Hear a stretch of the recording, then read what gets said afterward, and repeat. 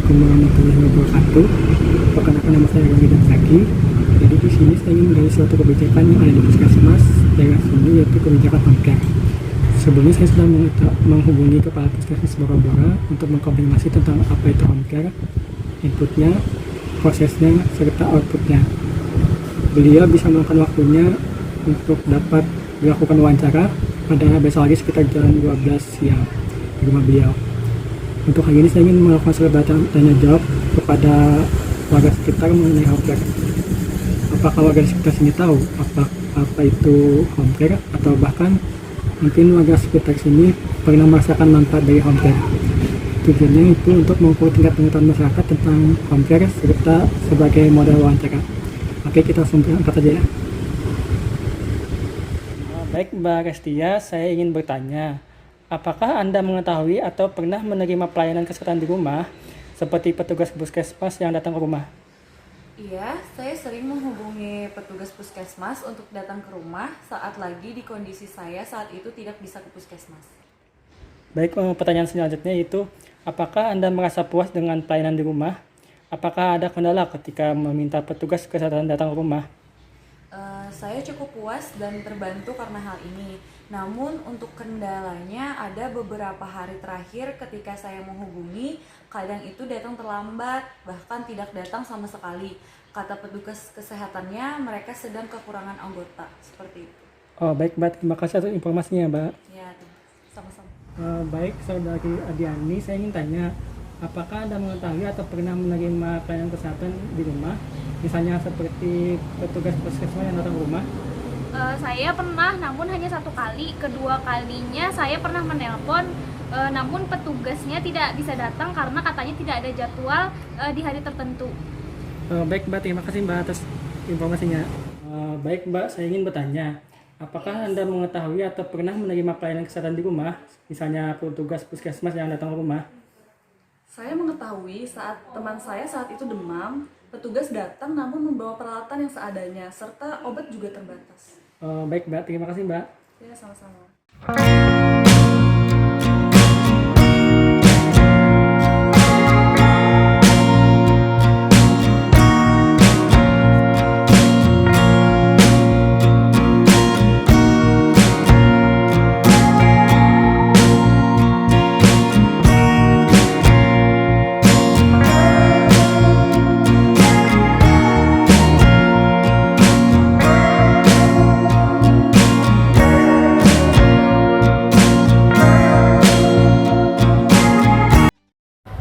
Sebelumnya, terima kasih sudah meluangkan waktunya Pak untuk mewawancari serta memperkenalkan saya untuk mewawancari Anda. Wawancaranya kita langsung mulai saja ya. Baik, jadi pelayanan kesehatan yang inovatif itu kan Pak kepada masyarakat merupakan suatu cerminan dan perkembangan kota yang semakin kondusif dalam menjaga dan memperhatikan kesehatan masyarakat. Pelayanan kesehatan yang baik Pak merupakan suatu kebutuhan masyarakat dan seringkali menjadi ukuran dalam keberhasilan pembangunan. Kita sadar bahwa pelayanan kesehatan itu menjadi kebutuhan setiap warga negara, maka pemerintah berupaya dari waktu ke waktu untuk menghasilkan program-program yang dapat meningkatkan pelayanan kesehatan secara menyeluruh. Dan salah satunya itu kan berupa home care. Saya ingin bertanya Pak, apa itu home care dan apakah di puskesmas Anda sudah melaksanakan home care tersebut? Alhamdulillah puskesmas kami sudah melaksanakan kebijakan home care sejak 3 tahun yang lalu. Tentunya selama itu juga terdapat kemajuan serta kendala di dalam pelaksanaannya. Di Indonesia ini sebenarnya layanan home care ini bukan merupakan hal yang baru ya, karena merawat pasien di rumah itu sudah dilakukan oleh anggota keluarga maupun oleh perawat sejak zaman dahulu kala melalui kunjungan rumah. Jadi home care itu merupakan pelayanan kesehatan yang berkesinambungan dan komprehensif diberikan kepada individu, keluarga di tempat tinggal mereka yang bertujuan untuk meningkatkan, mempertahankan, memulihkan kesehatan atau memaksimalkan kemandirian dan meminimalkan kecacatan akibat penyakit.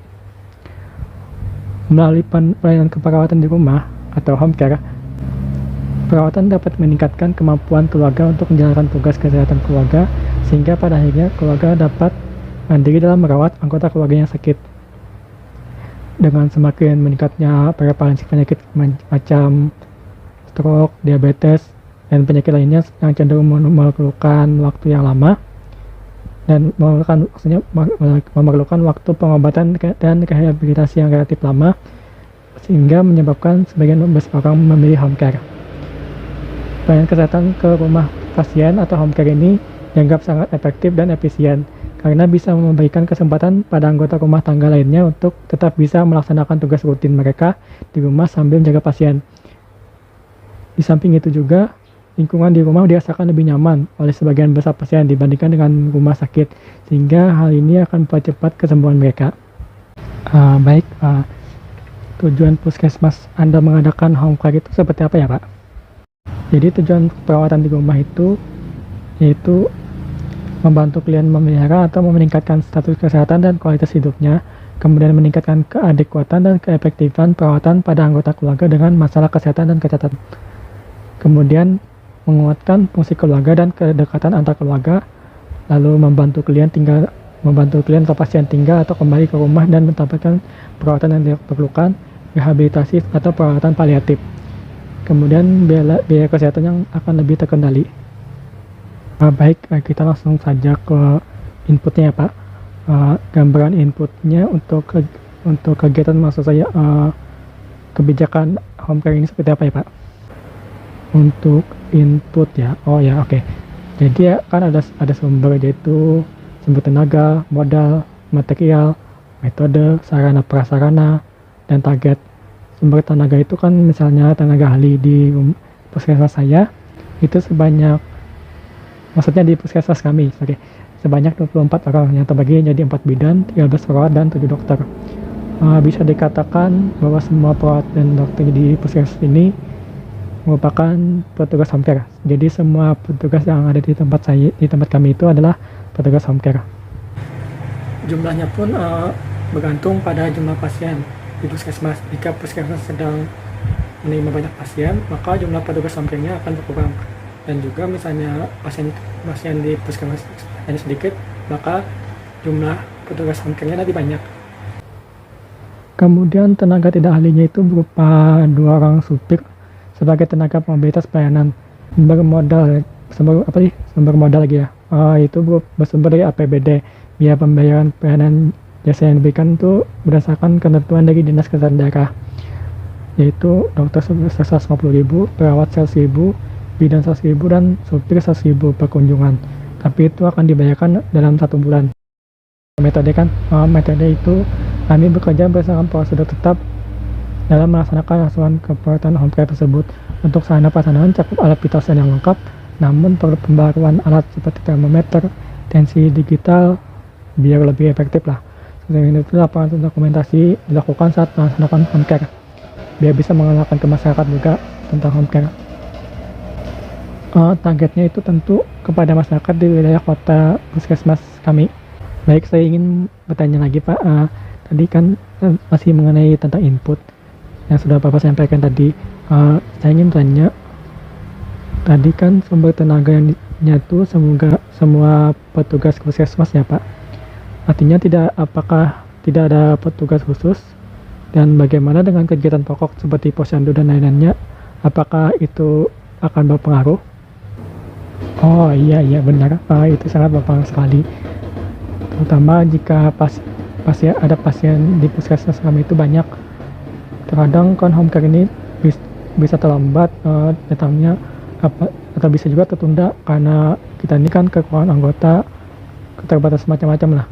Karena kekurangan itu juga membuat jadwal home care itu tidak teratur, biasanya tidak sesuai dengan shift, serta petugasnya itu tidak terbagi jadi tim khusus.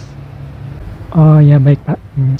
Jadi saya ingin tanya lagi untuk selanjutnya itu kan pertama input, kedua itu proses. Jadi Pak, gambaran proses untuk kebijakan home care ini seperti apa ya? Masuk di proses ya. Pertama itu pengorganisasian rangkaian kegiatan pelaksanaan home care, mulai dari pembagian tugas, call center, kunjungan ke rumah, hingga pada tahap observasi jika diperlukan. Pembagian kerja merupakan pembagian tanggung jawab kepada petugas puskesmas Bora-Bora dalam melaksanakan program home care di wilayah kerjanya. Pembagian kerja petugas sangat penting dilakukan untuk menghindari tumpang tindih pekerjaan yang menyebabkan pelayanan jadi lambat dan tidak efektif. Meskipun di tempat kami ini kan masih sering tumpang tindih pekerjaan. masyarakat yang ingin mendapatkan jasa pelayanan home care ini bisa menghubungi 112. Kemudian petugas home care itu datang dan mengunjungi pasien yang akan membutuhkan pelayanan kesehatan. Seperti yang kita tahu, layanan call center itu yang 112 itu tidak dipungut biaya atau bebas pulsa. Setelah pasien menghubungi 112, tugas selanjutnya itu mengunjungi rumah pasien untuk diberikan pelayanan kesehatan. Pelaksanaan home care tersendiri itu ada home care follow up, home care visit, dan home care emergency. Jadi pertama yang akan saya jelaskan itu home care follow up, itu merupakan pemberian pelayanan home care yang diberikan kepada pasien yang membutuhkan perawatan lanjutan setelah perawatan di rumah sakit guna memaksimalkan proses penyembuhan pasien. Kemudian pelayanan home care visit yaitu pemberian pelayanan medis atau perawatan untuk pasien gawat darurat, baik berupa pertolongan pertama, terapi maupun fasilitas rujukan bila diperlukan. Kemudian pelayanan home care emergency itu pemberian pelayanan medis atau perawatan untuk pasien yang memiliki ketidakmampuan untuk datang ke fasilitas pelayanan kesehatan. Ini home care ini sejalan dengan standar operasional prosedur ya, memuat langkah-langkah ini seperti berikut. Pertama, telepon masuk di home care bisa 112 atau puskesmas, tapi kita lebih mengutamakan 112 soalnya kan kali aja tidak ada pulsa. Kemudian perawat home care melakukan registrasi, kemudian tim home care datang melakukan kunjungan ke rumah pasien dengan memberikan tindakan. Kemudian jika kondisi pasien membutuhkan perawatan lanjutan di puskesmas atau rumah sakit, maka pasien nantinya akan dirujuk ke fasilitas pelayanan kesehatan. Jadi kita akan memerlukan ambulan. Jika membutuhkan perawatan lanjutan, maka kita bawa lagi ke puskesmas atau rumah sakit. Jika kondisi pasien tidak membutuhkan rujukan, maka tim home care memberikan terapi obat atau tindakan di rumah pasien di situ aja. Untuk obat-obatan masih terbatas ya, karena tergantung ketersediaan obat di puskesmas, kan obat atau perawatan itu kan dari puskesmas juga. Observasi merupakan pelayanan pasien yang membutuhkan pemantauan terkait perkembangan kesehatan pasien yang dilakukan secara berkala. Hal tersebut dilakukan untuk memastikan bahwa pasien mengalami perkembangan kesehatan yang signifikan. Semua pasien home care yang kunjungi mendapatkan layanan observasi, namun ada beberapa pasien yang mendapatkan keutamaan, diantaranya adalah pasien yang telah melakukan operasi, stroke, dan telah diopname di rumah sakit. Oh ya Pak, tadi kan ada disinggung tentang sarana prasarana serta obat-obatan, itu masih terbatas ya Pak? Oh ya, tadi sudah saya jelaskan juga, terbatas ya tadi obat-obatan sarana prasarana, karena kan kebutuhan di puskesmas juga tinggi dan masih belum bisa dikhususkan untuk home care secara menyeluruh. Oh ya baik Pak, saya ingin bertanya lagi, ini pertanyaan terakhir Pak, tentang outputnya itu output dari kegiatan atau kebijakan ini seperti apa ya Pak? Oke, output dari program home care yang pertama ini merupakan kemandirian pasien dan keluarga dalam memenuhi kebutuhan keperawatan mandiri setelah dilakukan asuhan keperawatan.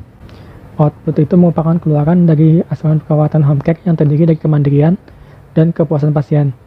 Kepuasan pasien terpenuhi, akan tetapi ada beberapa masalah yang perlu dievaluasi dalam usaha memberi kepuasan kepada pasien. Misalnya seperti suprinya terlambat, tabrakan jadwal kerja pokok, keterbatasan pengesanan obat, dan keakuratan alamat pasien yang mau dikunjungi. Kurangnya kesadaran dan kemandirian masyarakat pasca kunjungan home care oleh petugas berimbas pada perlu dilakukannya pemeriksaan dan diagnosa ulang oleh petugas dan akan mengganggu waktu yang sudah dilaksanakan sebelumnya. Ya, selain itu terdapat juga beberapa pasien asuhan keperawatan home care yang tidak menerima saran dari medis dan petugas home care. Dengan demikian, faktor kemandirian pasien bergantung pada beberapa faktor, yaitu ekonomi, fasilitas, dan latar belakang pendidikan. Masyarakat pengguna yang home care merasa terbantu dengan adanya home care di wilayah kerja puskesmas. Kami sebab pasien hanya menunggu petugas home care sampai di tempat tinggal pasien untuk memberikan pelayanan kesehatan. Kemudahan mengakses adalah kemudahan memperoleh home care baik sejak menghubungi call center hingga petugas ada di tempat tinggal warga yang membutuhkan pelayanan home care di wilayah puskesmas kami. Manfaat yang didapat dari segi pemeriksaan dokter, kesembuhan pasien, dan berkurangnya biaya transportasi datang ke puskesmas. Oh, oke. Baik Pak, saya rasa saya cukup jelas dengan apa yang sudah dijelaskan oleh Bapak tadi. Sebelumnya saya berterima kasih pada Bapak atas segala jawaban yang diberikan. Hal ini sangat bermanfaat bagi saya maupun bagi masyarakat untuk menambah wawasan tentang kebijakan Anda yang ada di puskesmas ini. Tentunya perlu ada evaluasi serta perbaikan agar home care ini berjalan dengan optimal ya Pak. Jadi ini saja wawancara saya dengan Bapak Erwin, yaitu sebagai Kepala Puskesmas Bora-Bora. Terima kasih Pak. Ya sama-sama, terima kasih juga telah datang kemari. Oke, saya sudah kembali ke rumah, jadi saya ingin bahas kembali kesimpulan dan saran. Upaya pemerintah Indonesia dalam mewujudkan masyarakat yang sehat, mandiri, dan berkeadilan agar terciptanya pembangunan kesehatan yang merata untuk masyarakat Indonesia. Salah satunya ialah kebijakan program pelayanan home care dari puskesmas daerah. Alat kesehatan seperti termometer, tensimeter, dan stetoskop berfungsi dengan baik dan layak digunakan untuk pelayanan kesehatan home care. Kemudian dana operasional seperti honor petugas dibayarkan sesuai dengan jumlah kunjungan ke masyarakat. Misalnya tadi kan dokter 150.000 per kunjungan dan perawat sebesar 100.000 per kunjungan dan lain sebagainya. Hanya saja honor tersebut tidak dibayar langsung bersamaan saat kunjungan dilakukan, tapi menunggu waktu 1 bulan untuk dibayarkan. Meskipun demikian, pada aspek yang paling penting yakni petugas home care masih belum memadai. Petugas home care yang ada saat ini juga merupakan petugas yang memiliki tugas pokok. Artinya, petugas home care di sini memiliki peran ganda antara melayani masyarakat di puskesmas juga melayani masyarakat di tempat tinggal. Akibatnya, pelayanan di puskesmas Bora-Bora atau pelayanan home care mengalami keterlambatan. Padahal aspek sumber daya manusia merupakan bagian yang penting, sehingga perlu perhatian untuk ditingkatkan kuantitas dan kualitasnya. Pada variabel proses dapat dikatakan cukup baik. Misalnya kan aspek call center 112, masyarakat mudah mengakses karena akses tersebut tidak menggunakan pulsa. Kunjungan ke rumah juga dilakukan sesuai dengan alamat pasien. Meskipun demikian, petugas home care juga mengalami kesulitan mencari alamat pasien. Kemudian observasi juga telah dilakukan secara seksama sesuai dengan penyakit yang diderita pasien. Namun kembali pada aspek yang paling penting yakni pembagian tugas home care yang belum optimal. Tidak ada petugas khusus yang melaksanakan program home care. Petugas khusus yang dimaksud adalah petugas yang bebas tugas dari tugas-tugas di puskesmas, misalnya tidak sedang melaksanakan posyandu dan lain sebagainya, sehingga bisa fokus ke pelayanan home care. Selain itu, puskesmas Bora-Bora tidak memiliki jadwal tetap petugas home care, sehingga petugas yang telah melakukan kunjungan ke rumah adalah petugas yang mana aja yang memiliki waktu luang di puskesmas. Pada bagian output dikatakan sudah baik karena masyarakat dapat merasakan langsung manfaat dari pelayanan home care. Masyarakat mendapat pelayanan kesehatan tanpa harus ke puskesmas.